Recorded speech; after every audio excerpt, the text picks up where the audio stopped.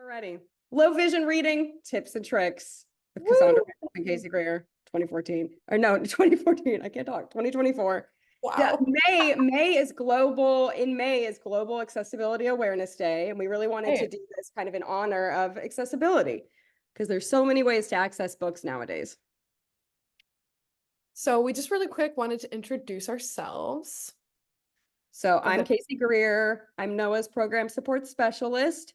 I'm a voracious reader. I love to read, and I feel like I kind of try to keep my hand on the pulse of like current trends of reading. I'm on Book Talk and Bookstagram and BookTube, which is just a lot of people talking about books online a lot, and I try to keep up with how people are reading and how things are changing all the time. I also am a person with albinism. Specifically, I have Hermansky-Pudlak syndrome type 3. And then I am Cassandra Mendez. So I work in the field of digital accessibility. Basically, my job is to work with people who are creating applications, so designers and people who are coding, developers, and people who test these apps to make sure that as they do their work to create these apps, that they are keeping accessibility top of mind. So I kind of am hands-on with them and I review designs and I give my 2, 10, and 20 cents about how we can make things more accessible. I'm also a researcher, a newer title for me. So I just finished my master's degree in user experience design, which basically is just kind of the science of making tech more user-friendly. And I bring this up because part of the basis of this presentation was from a project that I did for my master's program. So I'll talk about that really quick here for some context, but I basically wanted to discover how people who are blind and are low vision consume and read books and any barriers that they might have. And that's kind of going to lead us into our discussion today about how people with low vision read and any tips and tricks to make that process easier. Also, Case and I, if you didn't know already, host a massively successful podcast. I'm totally kidding. It's just a podcast called Rare with Flair. I have the link here. These slides will be sent out after, right? Yes. I will send all of these slides out in an email to everyone after because we do have a lot of links for everybody. And yeah, the reason we bring up the podcast too is we've done an episode on reading before. So that's kind of another reason why we teamed up to do this. And I found Cassandra's research results really interesting about how low vision people read. Little disclaimer, this is more about reading as a hobby. We will talk a little bit about reading for work and school, but like I know some parents are here wondering about their children, and that's amazing. And we're so glad you're here. But we do not have any kind of jobs in the school system. So we're not here to talk about like IEPs or reading for school, specifically for kids. But hopefully what we say will still be helpful to parents for sure. I think so. And I think a lot of these tools I had learned about as a student in the school system, like pre-college. So I still think that they are going to be really helpful tools to have. We hope we can help. Right? I know. Man. Okay. So really quick, again, background about this project that I did. So some of the goals that I had looking into it, I'm not going to get, again, if you want more details on the actual project, like feel free to let me know. But again, like I said, some of the goals were understanding how do people access books and are there any issues in accessing books, and then within reading, like how do people read and any barriers to reading. So I ended up interviewing 9 people for this project. I like pulled from NOAA and from the American Council of the Blind, from just people I had met through the years. I had 9 participants. 4 of these participants were people with albinism. So largely pulling from what they talked about, but also just in general, mostly from like the low vision space, talking about things that these readers said. And so the key differentiating factor that I had for my project was that blind readers essentially never would be able to and never read visually. And low vision readers could, whether it was like e-reader or enlargement or some other way, but they could physically read printed material. Enough of that though. So this is the slide we're probably going to spend the most time on. So I have these different icons and sections. We wanted to first spend a good bit of time talking about how to access books specific to people with disabilities. So you may or may not have heard of these, and I feel like we're like exposing big secrets. We really want to expose big secrets because for some reason it's harder to find information about these, and probably because they are specific to people with disabilities. So I'll start with Bookshare, and then Casey can talk about Bard. But so Bookshare is it's like a nonprofit, I believe, organization, and they do a lot of great work with scanning books into a system. So it is accessible to anyone with a print disability. So that is like a really wide range of disabilities. But Anything that students, right? Sorry, not to cut you off. You have to be a no, student. no, no, no. No? Not just Never students. mind. It is Ignore me. free to students. It's free to students, but So you can. if you're in school, whether you're like school age or even like through graduate, postgraduate, any kind of education, you can access Bookshare for free. If you're just an adult user, you can still access Bookshare, but because they're a nonprofit, like they need money. So, you know, you can pay a little bit to access Bookshare every year. And I think it's still worth the price. You do, I think, get some kind of subsidy though. So it's really great. I really love Bookshare. You can access a huge variety of titles. Most of it is available on digital. So like being able to download it and read it on like an application that's meant for this type of file format. It's also good if you read Braille and you want to download books in like an EPUB and Braille format so that you can read them on like a Braille display. And so I think the easiest way to sign up is if you are a school-aged kid or if you are somehow in the school system. I have a link here to the sign up process, so then that can guide you based on where you are in your life stage. I don't want to give and be super prescriptive, and also it's been many years since I've signed up for Bookshare, but I use Bookshare a lot and I highly recommend it. And we will be sending this out with the links. Next, I think one of the best hidden secrets ever is Bard Mobile. Maybe it's not a secret to some of you, but if it is, I am so upset I didn't know about it sooner. This is an app that you can download to any, Apple or Android device, any kind of smartphone. It's through the National Library Services for the Blind and Print Disabled. And you do have to have a doctor's note. But it's a very easy process to sign up. Like Cassandra said about Bookshare, it's been many years since I have signed up. So, but the link should help you through that process. And then once you're signed up, you download the app and you can download any audiobooks for free. This is only audiobooks. This is not ebooks. Just audiobooks for free. You have to be disabled, or, low vision. And you can have about like 100 books at once. Like I have like 30 downloaded at all times. It's great. They have pretty much all titles. It's amazing. And it's so helpful for those of us who use audiobooks frequently, because a lot of ways of getting audiobooks are very expensive. And so for low vision people or people with dyslexia, because it also encapsulates all print disabled, not just vision. So it's pretty amazing. We really recommend it. Yeah, so cognitive disabilities, physical disabilities where like holding a book would be challenging, just any kind of disability that would make reading hard. So yeah, thanks for that. And similar to that, you will need a doctor's note for Bookshare.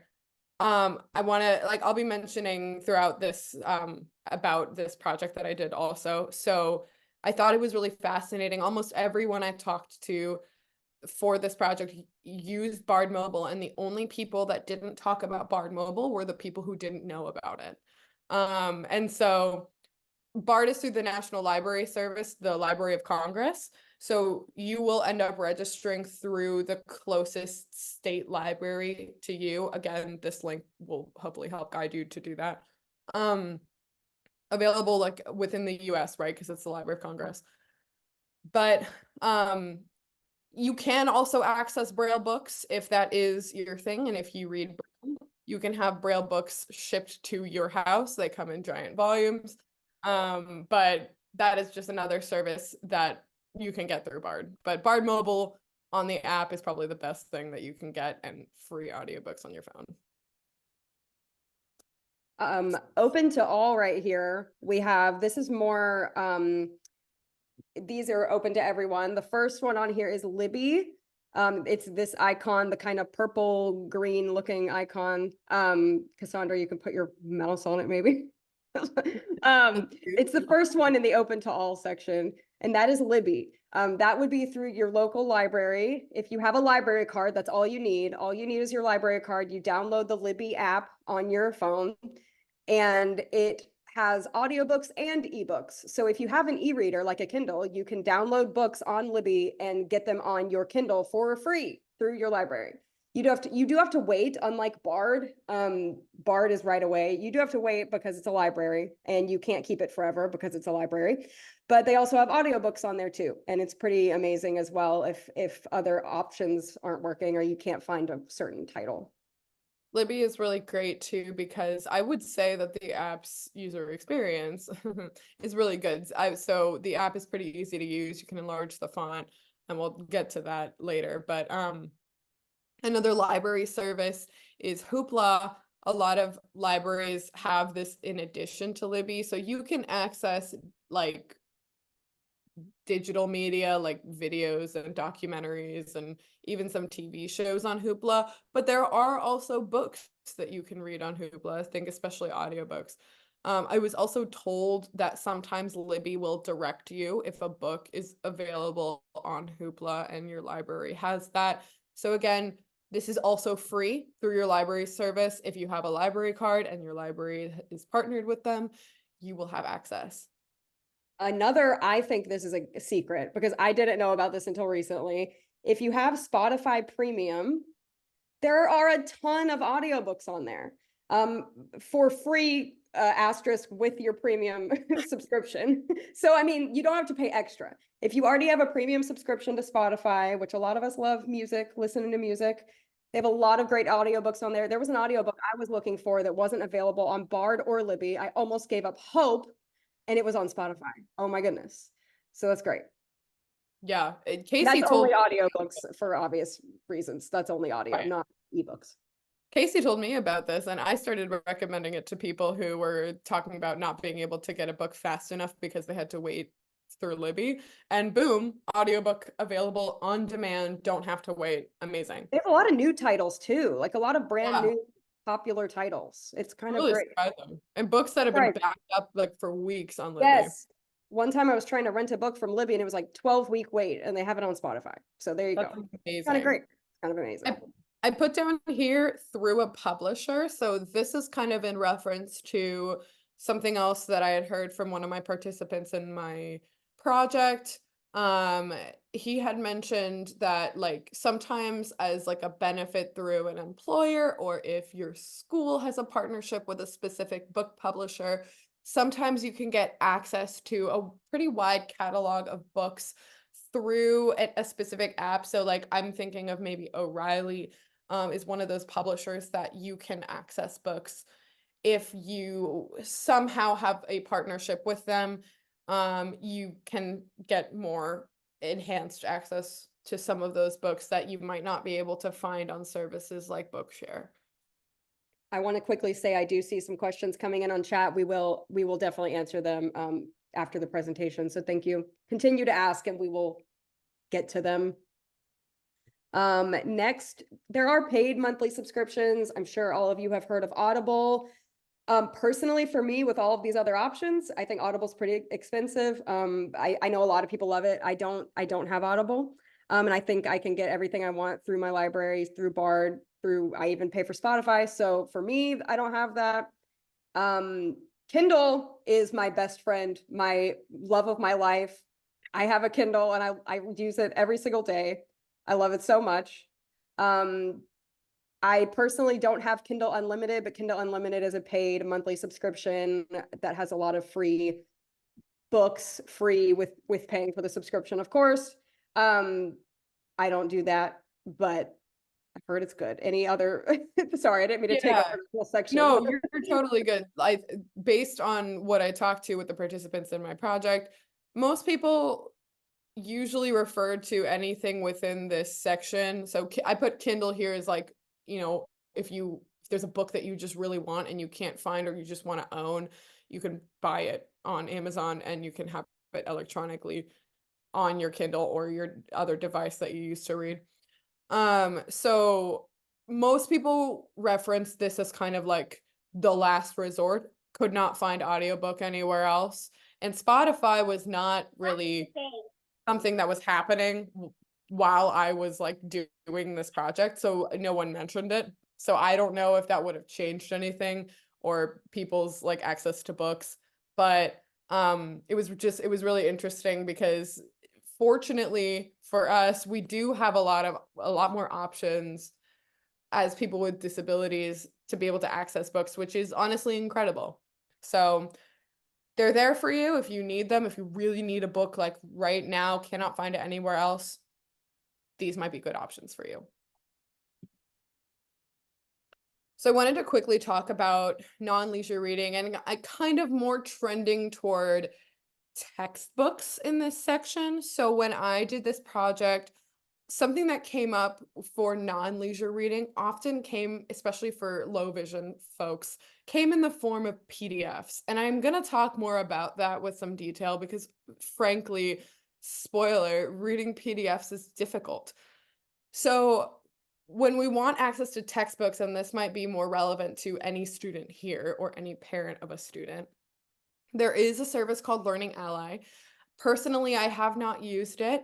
I did have one participant in my my project who did, and she loved it, spoke very highly of it. So Learning Ally, I believe they are textbooks that are read by human readers. So that is a really nice added benefit because Bookshare is great, but it's a reading synthesizer. So, you know, you're gonna hear more of like the robot AI voice, which is fine, but sometimes you just want a real human reading it. And I think the other benefit of Learning Ally is that they can describe charts and graphs and images a bit more completely than you could by, you know, kind of zooming in and making it up or making it out just with your eyes and what you configure based on the context. So if that's a service, I believe it's also available to people with print disabilities. I'm not very familiar with it, so I didn't put any linking to it. I probably could for when we send the slides out now thinking, but you know, that is something to explore and to maybe like work with your school to see if that's something that you can get as an accommodation. Bookshare, again, a lot of textbooks available on here. If there is a textbook or any book that you need, especially for school, that is not available on Bookshare, what you can do is reach out to Bookshare. And if you have a copy of the book, you can send it to them. They will chop it up. They will literally cut the spine off the book and scan it into their system in order for the book to be made available. And that can happen pretty quickly. Like it can happen in like a week. So highly recommend Bookshare. I think that I actually did this when I was in high school. There was a book I needed for lit and they didn't have it. And then they scanned it in and it was there. So kind of life-changing, I have to say. And also for the most part, when I asked people how they accessed textbooks, people that were in college said University Disability Services. They will do something very similar, but likely they already have the books on file that your professors are going to be asking for. Or if not, they'll do something really similar to Bookshare and it'll be probably a little bit faster since you're going to be ideally right there on campus. Okay, now transitioning into like how people read. So take it away, Case. Yes. Well, right here we have physical reading, audiobooks, dual reading. We have a few different things to touch on. So physical reading. Some people that I mean, this is just all, you know, anecdotal of people I've talked to. This is not part of Cassandra's study, but some people I know with albinism do read physical books. They just hold them very close to their face. And some people love that. And I totally understand a physical book is a special thing.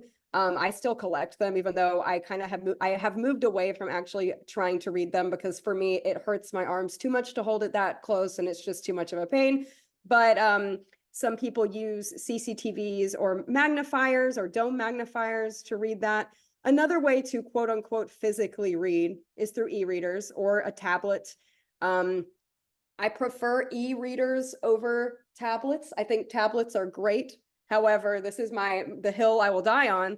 I have a Kindle. There are other e-reader devices that are not Kindle brand. I know Kobo is another popular one. For me personally, if you've never held an e-reader in your hand or you've never actually tried it out, it uses e-ink, and so it looks like a real page. Oftentimes they do have a backlight, but so you can read in the dark, but it's not using that blue light that your typical iPhone or tablet uses. So it really, for me personally, it's a lot easier on the eyes than reading on any kind of tablet or computer screen or those kind of devices. It's very easy on the eyes and it's very customizable. We'll talk about customization in the next slide, but you can make the font as big as you want. It's very lightweight. It doesn't hurt my arms to hold it up.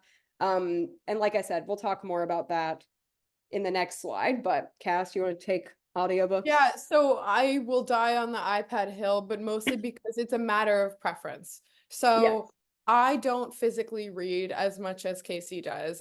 When I read, I actually prefer audio. But when I do physically read, like physically reading, I mean with my eyes and not necessarily physically reading a book.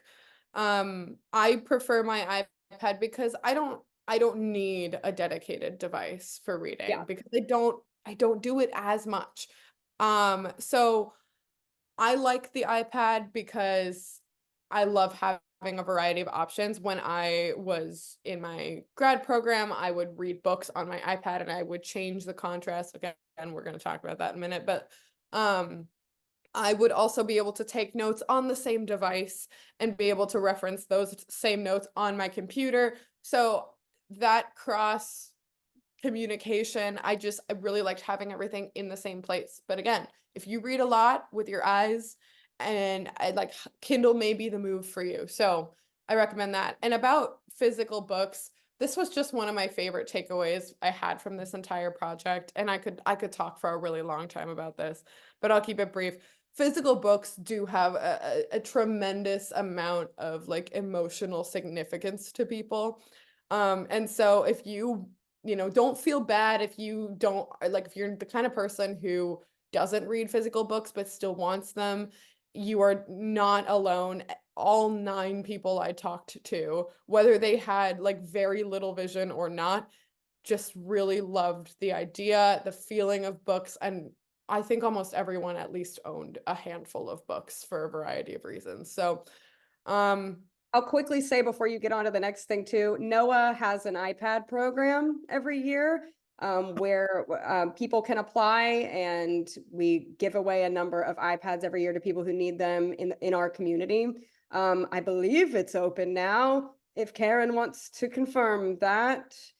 But, or it's happening soon, maybe. It will be happening soon. It's Yes. happening soon. It's happening soon. So iPads are great. iPads are so great. I didn't want to poop on the iPads. I just think for like long form reading, I prefer an e-reader, but iPads have their place in the low vision world as well, for sure, especially if you're a student too, because that's great. Anyway, sorry, I had to throw. No, absolutely. And thanks for that plug. I think if I long form read more, I would want a Kindle, but I just don't. Anyway, though, so audiobooks. I just have a picture of a person wearing headphones because honestly, audiobooks are wherever you want them to be. There are dedicated book devices, but for the most part, people that I talked to for my project just use their phones and Bard Mobile or Libby or any other app that they wanted to listen to audiobooks on. I think the big draw of audiobook is their versatility, like you can, and their portability. Like you can take them anywhere. You can multitask. I think I love an audiobook when I vacuum my house because I feel like I'm getting something done and I'm learning something at the same time where like my brain doesn't like it doesn't have to be engaged in a different task, but I can still focus on the content of the book, if that makes sense. And Uh, oh, go oh, ahead. sorry, no, Nope, go on. done. I was just gonna go to the next one, but if you want Go to, ahead. well, we don't even know if this is like the actual proper term. We just called it dual reading, but I've seen a lot of people online nowadays like listen to an audiobook while they physically read, which is kind of annoying because you have to have the book on both devices. But if you can get one or both for free through any of these services like your library or Bard, I've done it a few times. It's pretty great. It's really immersive. I can listen while I'm physically reading with my eyes on my e-reader. And that's kind of helpful if you have trouble focusing or if one or the other is difficult for you. If you're doing both, it's pretty easy to follow your book. I don't know. A lot of people are doing it. It's a new trend online that I've Yeah. seen. So no one I talked to mentioned this. However, I think that it would really improve like comprehension. So if you're reading something really dense or maybe even just like a book that isn't normally the genre you like that you read that you just really want to take it in, I think that would be really helpful. So making sure that you have like the audio speed adjusted to correlate with your reading speed so you're not wanting to like read as much ahead so that the experience is worth it. Absolutely calibrate it to your needs, and that's another way that you can customize your experience. I wanted to go back. I didn't know if you were going to talk about these at all, but so like I had a an icon to represent text to speech. So this was again more related to non-leisure, especially PDF reading. So highlighting text, if you didn't know, you can set this up on your computer's accessibility settings, or it depends like where you are on your browser. This icon is actually the Google text to speech. So I think like Chrome will have this available in their browser extension, or sorry, in their browser settings. So you can highlight text and have like a voice synthesizer read it to you. If you have a Mac, you can also set up a text to speech like keyboard shortcut in your accessibility settings.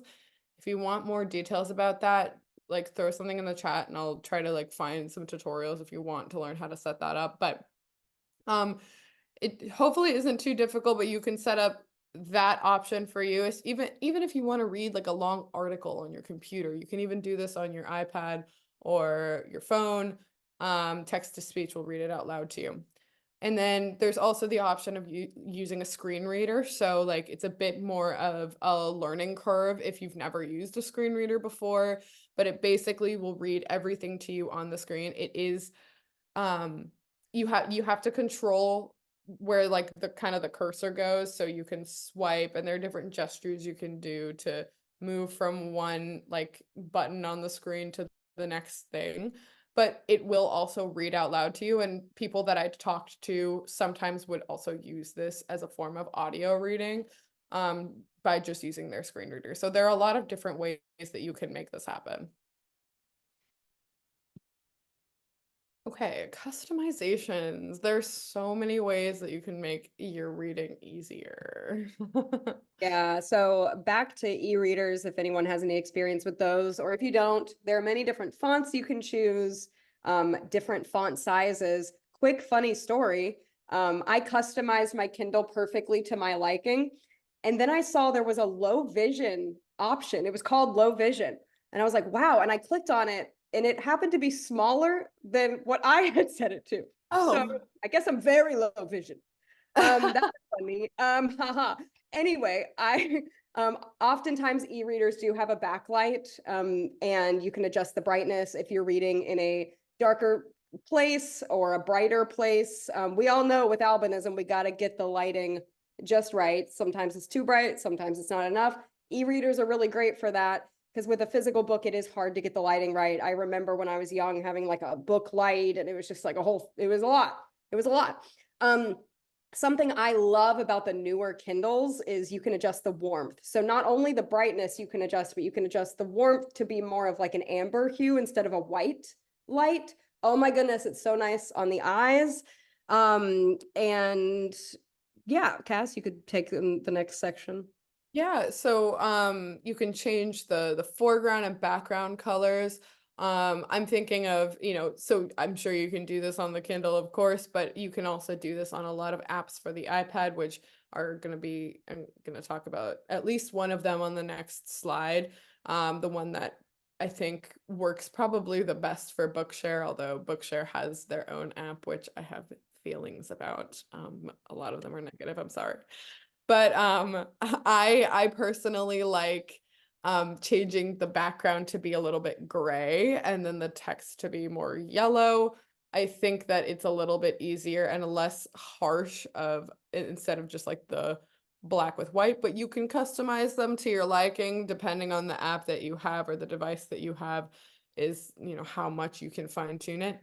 And then with audio, I think the only thing that all of the people I talked to who listened to audio, I think only one person didn't prefer audiobooks.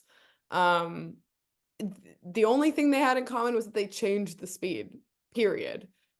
I thought that a lot of people would increase, and a lot of people did increase the audio speed, but I think a lot of people played with it depending on what they were reading. So if you're reading a book and it's kind of an easy read, you can crank up the speed to suit your needs. Or if you're trying to actually, focus more on comprehension, you really want to get the meat, or you just want to listen without too much audio distortion, put it back to normal speed. I even talked to one person who slowed it down further, and that might be helpful for, any kind of other cognitive disabilities you might have. You just really need some slower processing, or again, frequent rewinding and frequent fast forwarding. I rewind all the time, every All the time I time. All the time. single news. Like 'Cause I'm doing like 10 things at once and I'm like, I didn't hear it. I think it was you that said like I bang a plate as I'm loading the dishwasher and I Yeah. have to rewind. Like Yes, yes. like literally it's that. It's that. That's exactly it. So PDF reading is really, really challenging. And the reason is because when you export a PDF, what happens is it takes the print format, right? It's portable document format, but basically it's as if you printed a piece of paper and then shoved it back into your computer. So the fonts are kind of set and there's nothing really you can do. So most of the people I talked to read PDFs for a variety of reasons. It could be a certification, it could have been like scientific journals that they downloaded, or even like some books were just available for free on PDF, and that was the option. So since there aren't a lot of great options to customize in the way that we can with like an ebook or an audiobook, a lot of ways that people would use it is by either using full screen magnification. So hopefully a lot of people already know this, but your computer, whether you have a Mac or a Windows, has built-in capability to zoom in on portions of the screen. It is the only way that I can use a computer, frankly, without massive eye strain. Again, if you want information on this, drop something in the chat and I will make sure to include that also in the slides. But full screen magnification, super a game changer. Sometimes the only way that I can read a PDF, because if you can pinch to zoom, but it only goes so far. So that can be kind of a challenge. The other way that I would hear people reading PDFs is using OCR. So you may not know what OCR is, but hopefully you've experienced the benefits of OCR. So now if you have an iPhone and you take a picture of something that has text in it, your iPhone can like lift the text from that picture. That's an example of OCR technology. So it used to be that we had to like scan in documents. This still happens. Scan in documents, just like special scanners with special software, and that we're able to, with variable success, extract text from a document. Now technology and artificial intelligence are really advanced, so this is much easier to do. I think the person I talked to that used OCR, especially to read PDFs, had access because, like, with her work, she had access to like the Adobe suite for free. So like when you pay for Adobe, which is really ridiculous, but anyway, when you pay for Adobe, you have access to like an OCR, so it'll scan the PDF for you within like Reader, like Acrobat Reader, and then like you can read the text using maybe a screen reader or text to speech like we talked about in the previous slide. So that's another option to read PDFs. Again, they are pretty tricky, but I will on the next slide talk about some other ways that people like access them. Okay, so environments, like something else that I would ask people was, all right, when you're going to read, what is like, set the scene for me. What is it like?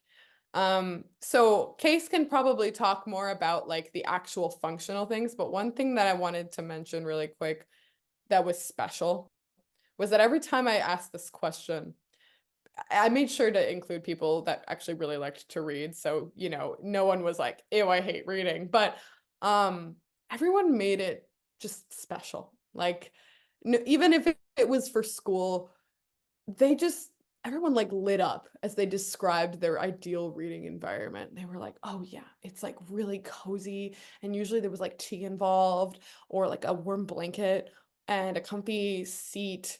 And it was lovely. So if you're looking to get into reading, make it special, make it a ritual. And I think that was the thing that I took away from that. But the actual practicals. Yes, and I love that because I do, yeah, definitely you want to set the vibe. Something I love, this is a huge recommendation. If you have an e-reader or even an iPad or if you read on any kind of e-reader or tablet, there are stands that you can buy them on Amazon or maybe other places as well. I got mine on Amazon. Mine is a floor stand.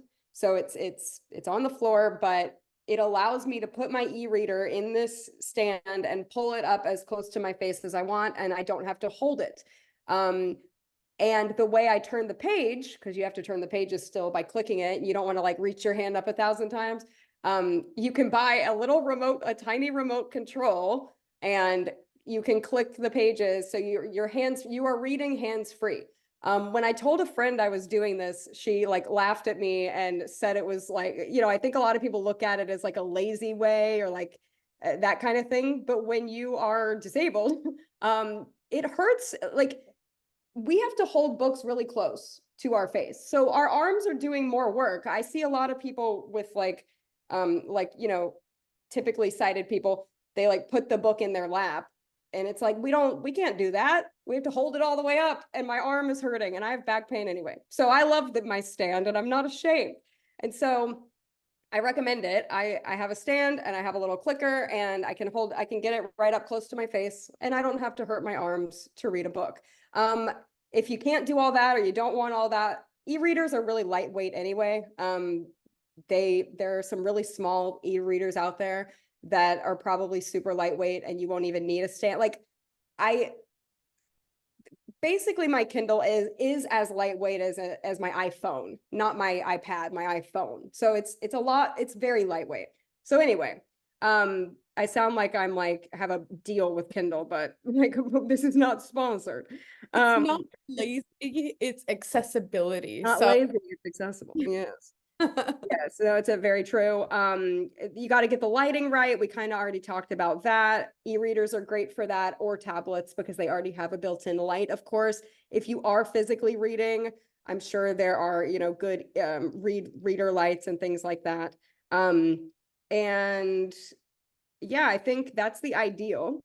even like in your home, being able to have lighting that is adjustable so that, you know, when you are reading, you can have it to the degree that you want, right? If you're reading a physical book and you need more lighting, being able to make that happen for you, to have a good, you know, strong reading light or good overhead lighting to make that easier. But if you're reading from like an iPad or something that already has a backlight, you don't need as much light, and it might be overwhelming to your eyes and cause you more strain. So be aware that like where you're reading, physically sitting reading matters, and that can also affect the experience. Okay, I don't want to like pick favorites because we have so many good questions in the chat, and I did say we would save them for later, but this is so relevant to what we're saying right now. Someone asked, with the stand and the clicker, can you still enlarge the font? My child loves graphic novels and will double click on her e-reader. The stand would really help. Okay, I love graphic novels too. And the answer is it depends on the graphic novel.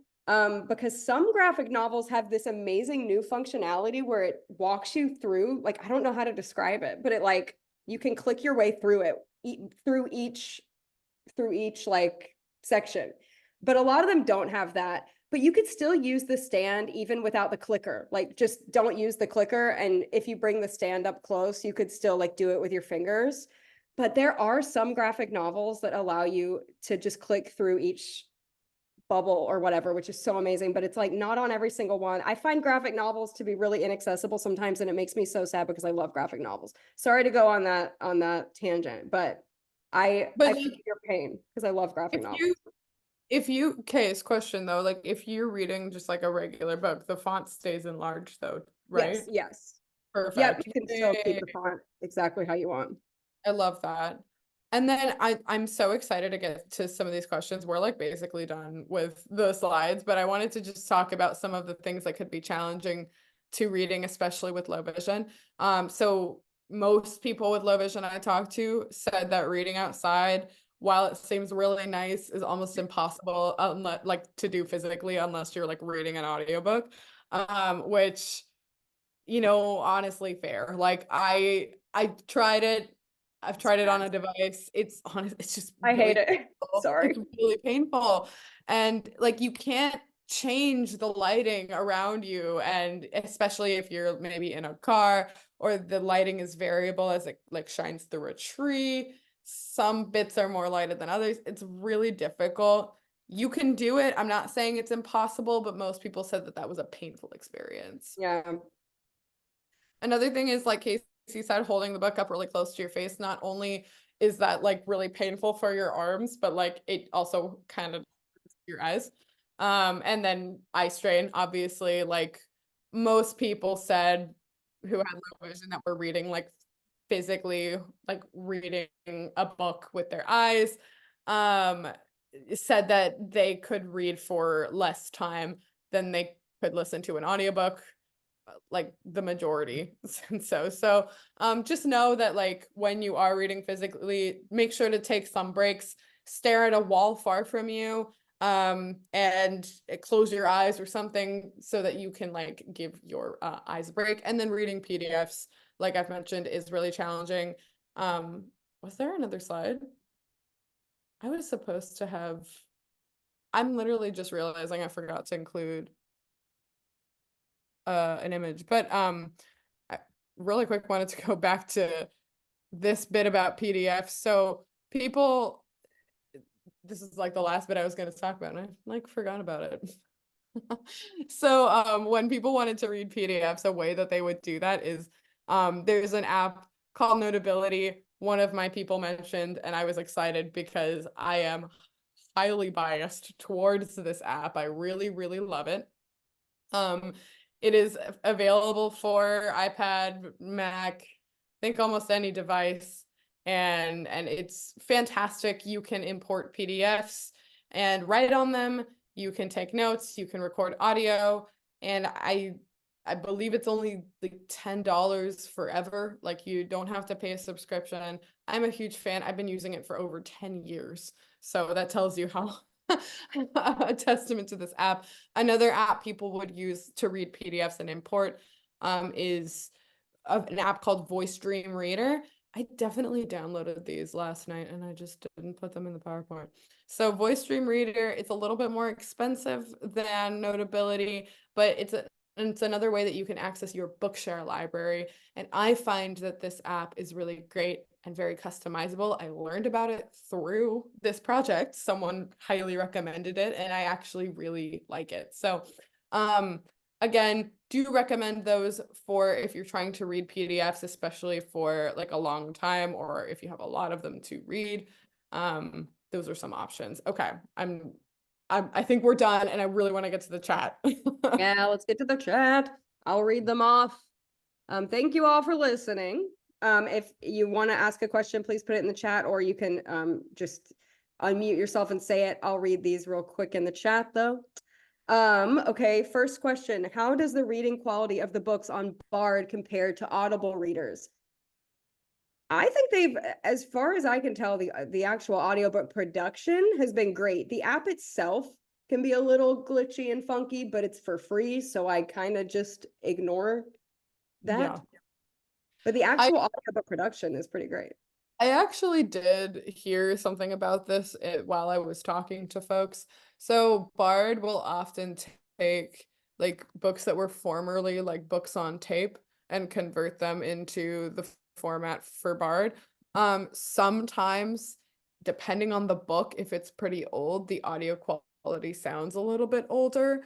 So they haven't necessarily always remastered it.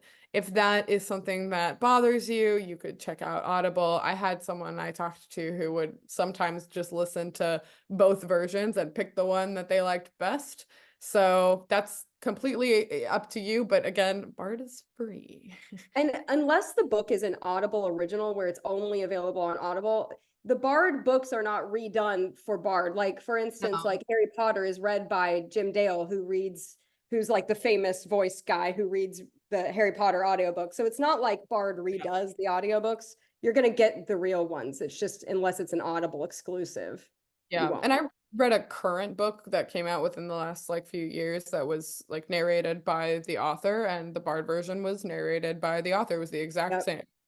Yep. Okay, next. Does Bard have more books than Libby or Hoopla? That's a good question. I don't know if I have the answer to that. I want to say yes based on just my own intuition alone, but don't take my word for it. Based on my experience, yes, I would say yes.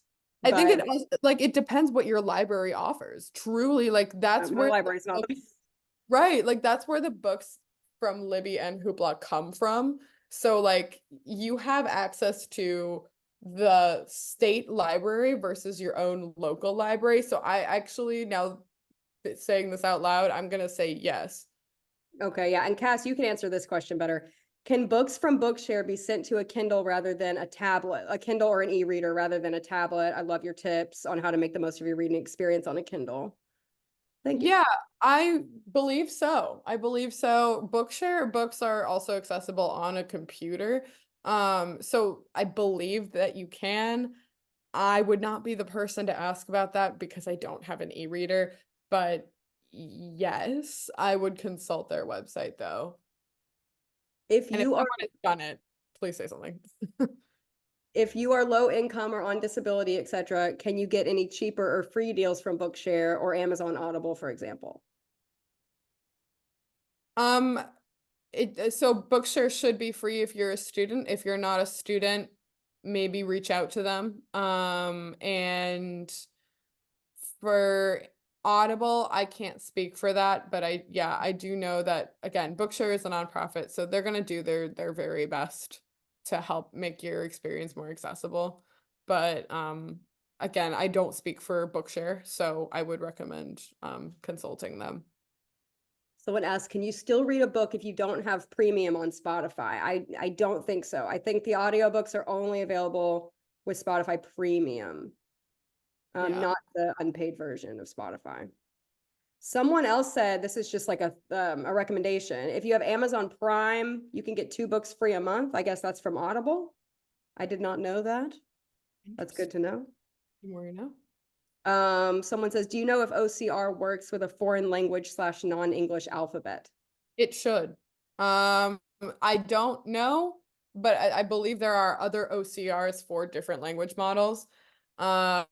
So if you have your device's language set, ideally it should recognize the characters in whatever language they're written in. but I would look into that separately. I can't, again, I'm not an expert, so I'm like, I feel like I'm not answering questions, but I also just don't want to mislead people. Yeah, totally. Someone said Everand, parentheses, formerly Scribd, is an app that gives unlimited access to audio and ebooks for a good price, a lot cheaper than Audible. Yes, I was actually just talking about Scribd when Cassandra and I made these slides, but I Yeah. didn't know enough about it. It is kind of one of those monthly subscriptions similar to something like Kindle Unlimited. That's a good option, and it is cheaper than Audible. So if you're not getting it through Bard or your library, for free, that's a good lower price point option. It's called Everand. I didn't know it changed names. Good to know, Kim. Thank you. I had no idea it wasn't Scribd anymore. Yeah. Someone said, to your knowledge, do Apple Vision glasses or Oculus glasses have any vision aids for reading? That I don't know. Do you know, Cass? If I've anyone knows, used, yeah, I've used VR like a handful of times with an Oculus. I have never tried to read on an Oculus, and I wonder how the experience would be because I'm sure you would still have kind of like an AR type or like a VR version of a book. Um, so I mean the good thing about virtual space is that you should be able to manipulate it and hopefully make a lot of accommodations for like enlarging font, but I would not know much more than that. Someone said, I want to read physically more, and my vision is good compared to some PWAs, but I see double and have trouble tracking. Any tips for seeing less double? If you see double, I mean, is that sounds like an issue that could be correctable with some lenses actually. So I don't know if reading glasses would be something that would be beneficial to you. I don't know if you can consult like an ophthalmologist or an optometrist, just because that may be either more of like a brain thing, like affecting your vision, or something related to the actual like physical shape of the eye that could be corrected with lenses. I'm not a doctor and this is not medical advice, um but I don't know how to correct seeing double. However, I do, recommend using a lot of magnification and customization tools to make reading more comfortable for you, kind of like we were sharing. Yeah, that's what I was gonna say. Like, even though you might not be able to ever fix your double vision, just making the font as customized as you can and as big as you want, hopefully will still take some of that strain off. Yeah, because I know it can be physically reading can be challenging, but we are really lucky to live in a time where we have a lot of options. We have a lot more options than we even did 10 years ago. Yeah, and absolutely keep trying to see what works for you.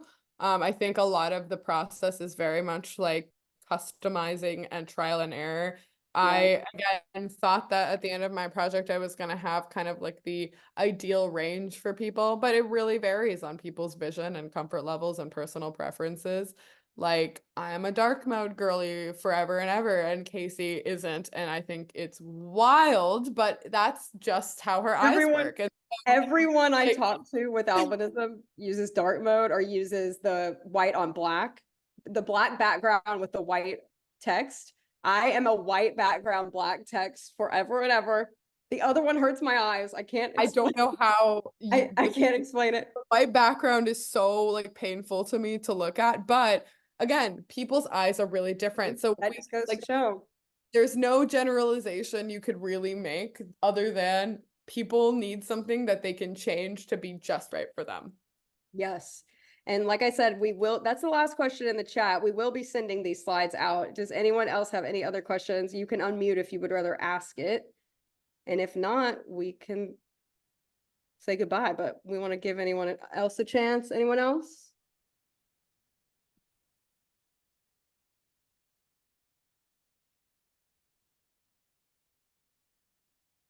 No?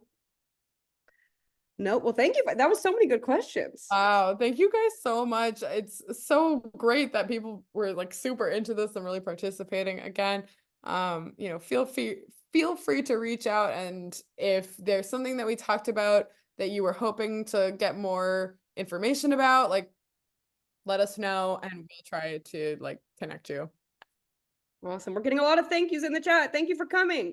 Guys, I just want to say, I use Learning Ally at school, and it actually really helps. It's a great program I use from school and for my learning books. And it's actually gave me a lot of good grades at school. That's oh, awesome. awesome. That's great. Yeah, I've never Thanks used for it, but sharing. Thank thank you for sharing. Yeah. welcome. Yeah, we did talk about Learning Ally. That's very nice. Awesome. Thanks, All everyone. Thank you all so much for coming. I hope you all have a great night, and we'll send these slides out and shoot us an email if you think of any other questions. Thank you. Great job, ladies. Thank you. Thank you.